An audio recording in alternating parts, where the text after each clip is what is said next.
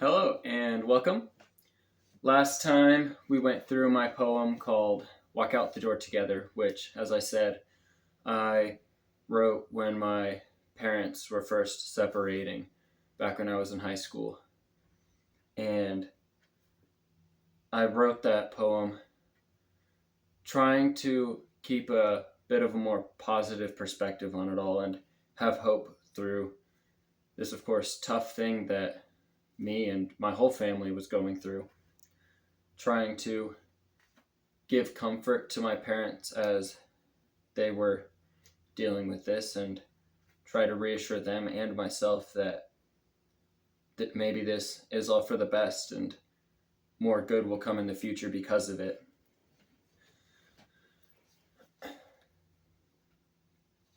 And now, today, I'll be sharing my poem called Home Forever, which I wrote around that similar time, just a little bit later, and struggled a bit more to keep that more positive, that more positive attitude about it. This one definitely is a bit more fueled by sadness and anger than Walk Out the Door Together was. So, as we do, I will start by just sharing the poem with you, reading it out, and then afterwards I'll go in and talk a bit more in depth about what exactly this poem means to me and why I wrote it the way I did and what certain specific things that are like key parts of this to me really mean. And yeah, so hope you'll stick around and enjoy this poem. Here is Home Forever. The grass is all turned brown, but I wish that it was green. Chlorophyll, come fill this space and bring life back to this scene. I want to finish off this season in the comfort of my home, but have a field of life to go when I don't want to be alone. If you make me leave here now, with this tainted view in mind, I will never get these memories back, no matter how much I rewind. And I won't remember this time as being right all the way up till the end. But we're so close, so can we please just stay, even if it's just pretend? 'Cause I can't bear to leave this lawn alone. I'll miss this pond that's my oasis.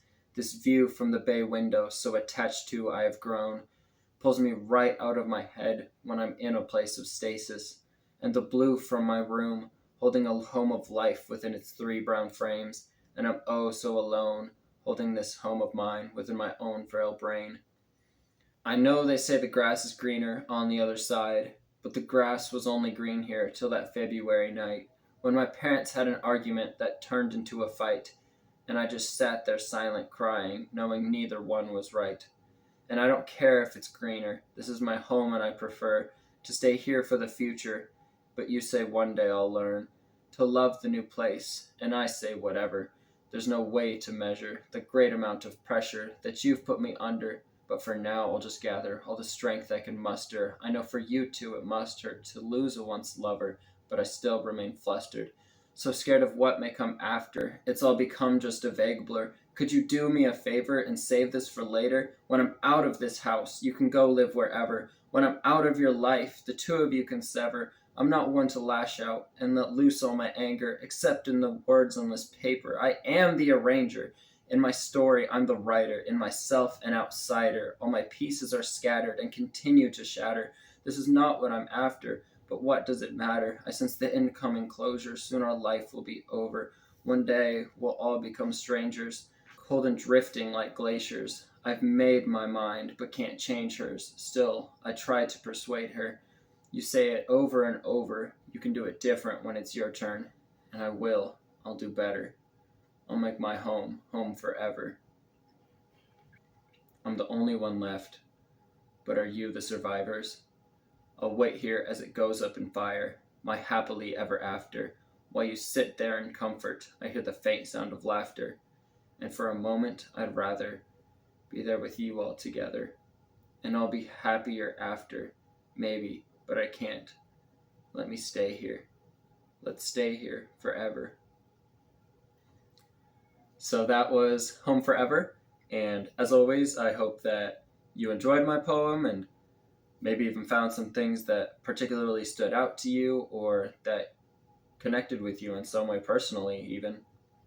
And if there was anything that you particularly liked about this or that you can connect with, I'd always love to hear about that in the comments. And so now we'll go ahead and get into what this poem means to me. So as I shared in the last video, my parents went through a separation and then divorce when I was in high school. And of course, that was a very tough time for me and my whole family. And for me, the way that I tried to cope with it the most was, of course, through writing. And though I tried to remain more positive with it initially, of course, had so much negative feeling built up within me from all the stuff that was going on that it, of course, was going to come out. And one of the ways that came out was through this poem, Home Forever. So now a little bit about how this poem kind of got started. Of course, I just shared like the story behind the motivation behind the poem as a whole and the meaning of it, but I think it's kind of interesting the way certain things start off sometimes. And this was one that it was really random, but it's how it happened. So I was in the car with my family on the way to a dentist appointment, driving down the highway. And of course, because of what was going on at the time, I remember my parents were kind of arguing in the front seat, and I was like in the back with my two brothers. And I just kind of, as an escape to distract myself from the things going on, I just felt like writing something. And I just didn't know exactly what to write about at the time. I didn't have like a clear idea or anything yet.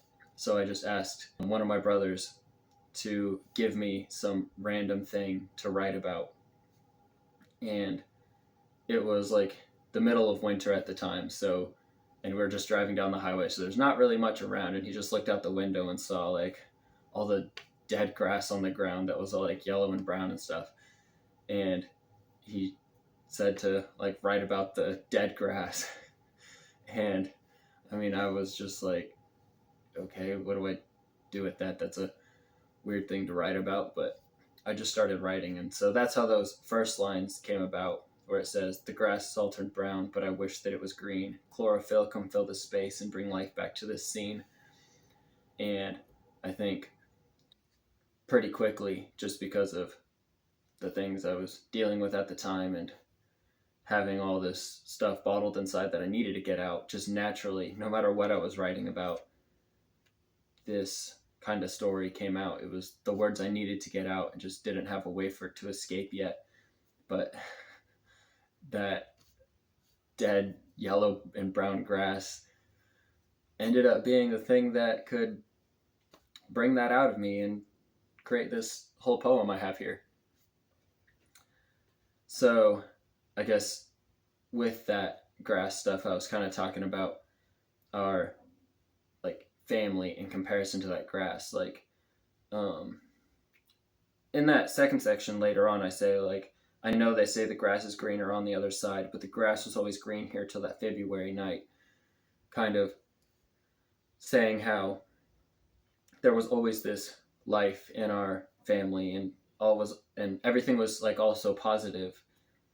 But now it's like that grass is dying. Our family is kind of dying in a way, and that there's not the same life and love and everything that there was before.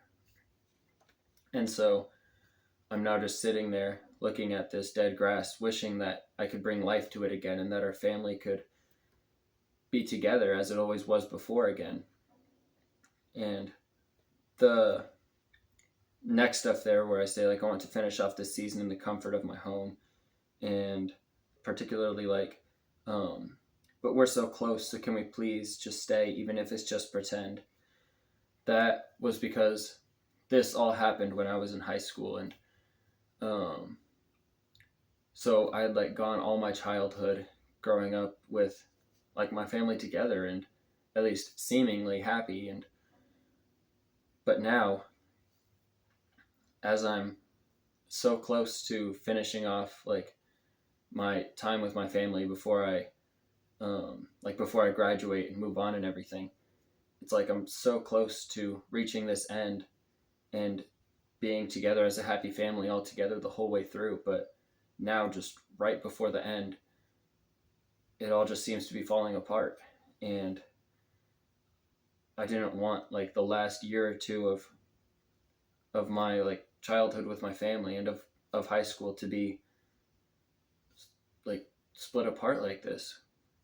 And I just also felt like I was the only one really trying to make this all work, and who like had a problem with this happening. Like, of course, for my parents, like they were the ones initiating this and kind of wanting it in a way. And then both of my brothers seemed kind of indifferent. Like, I'm sure that it was like impacting them and affecting them in some way, but they just kind of went along with it, and I guess maybe accepted it for what it was. But I was the one just like desperately trying to hold on and not let this happen.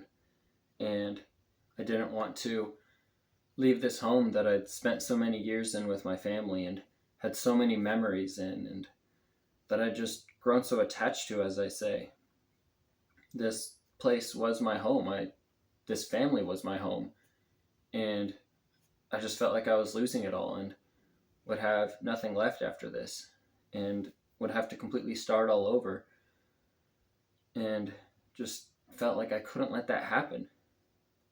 So then going into that part where I started with how the grass is greener on the other side, thinking back on sort of the times in the past where I could like see sort of the more negative things from like my parents' relationship and the arguments they would get into, and just as I say, they're sitting silent, crying, knowing neither one was right, just trying to endure this all.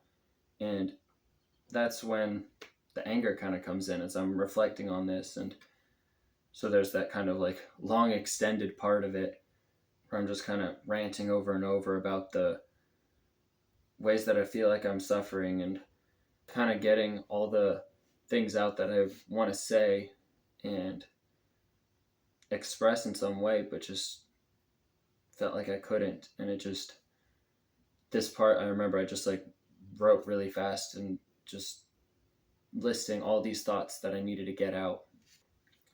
So then, like, it starts where I say, and I don't care if it's greener. This is my home and I prefer to stay here for the future. But you say one day I'll learn to love the new place, and so on. So it's like my family and everyone would be saying that it'll be better in the end this way, and that I'll love this new home of ours, and that what's happening will be better for our family in the long run and everything. And I just couldn't accept that and wanted to stay the way we were, even if that was for the worse. I just, didn't want to even try to accept this change. Because then, as I say, that there's like this great amount of pressure I've been put under. And like, of course, being like late in high school, already struggling with a lot of my own personal like internal struggles, dealing with like depression and anxiety and all kinds of stuff. And then the stress of high school and starting to think about college in the future and all this stuff. And also this was during the like COVID pandemic and everything. So there was a lot of stress from that too. And this was just another thing that added on to my list of struggles, having to deal with a family separation and moving and sort of starting a whole new life. Then, as I'm saying all this, I kind of try to get some understanding toward my parents, like saying, I know for you too it must hurt to lose a once lover. And trying to see that I'm sure they, in their own way, are suffering and under a lot of pressure, trying to do what's best for us while also what's best for them and what they truly need right now. But at the same time, still saying that even though I can see why they're doing what they are and how they might be struggling too, I just, it doesn't change the fact of how I'm feeling and what I'm going through. So still, I'm trying to hold on and beg them to just keep things together for now. And then, as I say, like, save this for later when I'm out of the house. You can go live wherever when I'm out of your life. Because, as I said, like, I was just so close to finishing off my time with them together that, like, if they're gonna separate at some point, can they please just hold off for a little bit longer until I'm like graduated and moved out, and it won't affect me so much. And then there's that next part where I say, I'm not one to lash out and let loose all my anger, except in the words on this paper. I am the arranger, which shows how I never really say these things out loud. Like, I wasn't one to verbalize my feelings and thoughts and everything to my family or anyone during this time. And it was only when I wrote that my true feelings would come out. And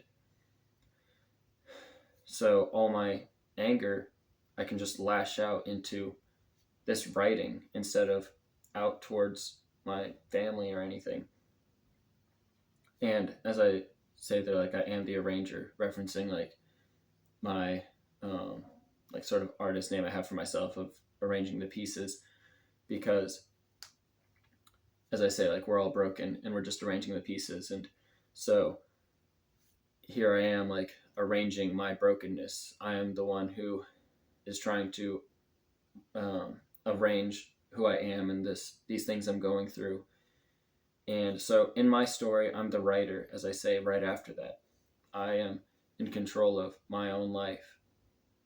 And I'm trying to write this story for myself and make it the best that I can for me. And then that next line I really like, of inside myself and outsider, where, like, as it says, I often felt like I was an outsider within myself. Like, I always felt like so lost within myself and my own mind that sometimes it felt like I lost track of who I really am, and sometimes became like an opponent to myself. And so then these pieces start to scatter and continue to shatter, as I say, because even as I'm trying to arrange myself in this life of mine, I just can't get it to work and all fit together the way I want to, and opposed by my own personal struggles within me. And so then that anger starts to subside a bit and just into like overwhelming sadness, where I say, all my pieces are scattered and continue to shatter. This is not what I'm after, but what does it matter? I sense the incoming closure. Soon our life will be over. Starting to just admit defeat, that I can't do anything to change this, and it's just how it is, and I'll continue to just fall apart, and I'll never really be whole, and just kind of giving up. Then there's another line I really like here, where it says, one day we'll all become strangers, cold and drifting like glaciers. Kind of then saying that as my family splits apart, I mean, it kind of reminded me of like the things of like glaciers, like splitting apart and drifting away in the ocean and everything. And kind of felt like that could connect with my family, as we were like, we are splitting apart and falling into this cold and lonely ocean, and we'll just slowly all drift apart from each other as our family sort of falls apart in this way. So then, I've made my mind but can't change hers. Still I try to persuade her. Just still, even as I've kind of given up in this way, still trying desperately to just hold on and beg my parents to not let this happen yet. And they would always just not entirely just with this situation, but with all kinds of things in life where I would try to tell them something about how I want something to be done or how they should do something or whatever. They would always say that like you can do things your way when it's like when you're the adult or you're the one in charge and when it's your house and all these kinds of things like that. And so I was kind of reflecting that here where even if I were to try to tell my parents to make these changes for me, that they'd just say that I can do it different when it's my turn, when I'm the one, like a parent and whatever, that I can do it the way I want to and have no control over what they do now. And so then at the end I say, and I'll do better. I'll make my home forever. Saying that in the future, I don't want to let this happen. I don't want to have some sort of relationship that falls apart like this. And that if like I ever had kids, I wouldn't want to make them go through what I'm going through. And just trying to promise to myself and to them that that won't happen.